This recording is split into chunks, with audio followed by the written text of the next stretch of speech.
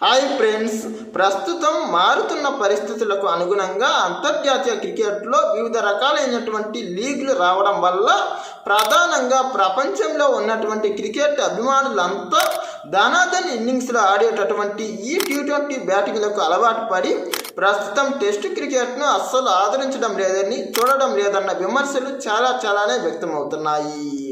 ప్రధానంగా టీ20లు అంటేనే 6 బాళ్లకు 6 సిక్స్లు, ధనాధన్ ఇన్నింగ్స్లు వంటివని తమ మధ్యలో ఎప్పటి నుండో పాతుకుపోయినటువంటి ఈ అంశాల వల్ల ప్రస్తుతం టెస్ట్ క్రికెట్ను చాలా అశ్రద్ధ చేస్తున్నారు. కాకపోతే ఇప్పుడు అవన్నీ అవాస్తవాలే అని ఇంగ్లాండ్ మరియు ఆస్ట్రేలియా మధ్య జరిగినటువంటి 4వ టెస్ట్ మ్యాచ్ నిరూపించబడింది. ప్రధానంగా ఈ మ్యాచ్కు అస్సలు రికార్డు స్థాయిలో ఎవరు ఊహించని విధంగా ఏకంగా 93,000 మంది ప్రేక్షకులు హాజరయ్యారు.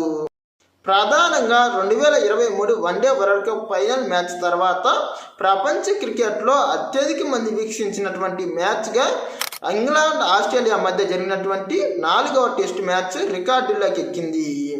గతంలో ఆస్ట్రేలియాలో 2015 వన్డే వరల్డ్ కప్ ఫైనల్ మ్యాచ్కు ఏకంగా 91,000 మంది ఈ మెల్బోర్న్ గ్రౌండ్కు హాజరయ్యారు.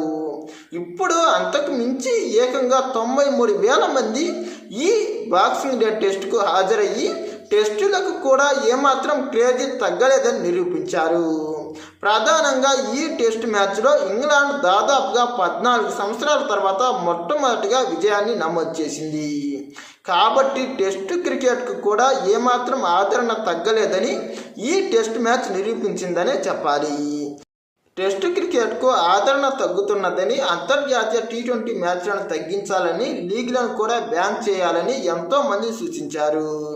కానీ ఇలాంటి సిచ్యువేషన్లన్నింటినీ ఫేస్ చేసినా కూడా ప్రస్తుతం టెస్ట్ క్రికెట్కు కూడా ఏమాత్రం ఆదరణ తగ్గలేదని, అసలైన బ్యాటింగ్ సత్తా అనేది టెస్ట్ క్రికెట్ ద్వారానే నిరూపించబడుతుందని ఈ యాషెస్ సిరీస్ ద్వారా నిర్ణయించబడింది. నిజానికి ఆస్ట్రేలియాలో ఇంగ్లాండ్కు విజయం అనేది అంత ఆశామాషిగా అయితే రాలేదు. దాదాపుగా 5,468 రోజుల తర్వాత వాళ్ళు ఈ విజయం సాధించారు. అందుమూలంగా ఈ మ్యాచ్కు దాదాపుగా 93,000 మంది హాజరయ్యారని కూడా కొందరు చెబుతున్నారు. ఏది ఏమైనా టెస్ట్ క్రికెట్ కూడా ఇంకా బ్రతికే ఉందని ఈ మ్యాచ్ ద్వారా నిర్ధారణ అయింది.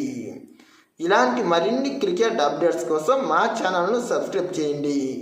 ఈ వీడియో నచ్చితే లైక్, షేర్, కామెంట్.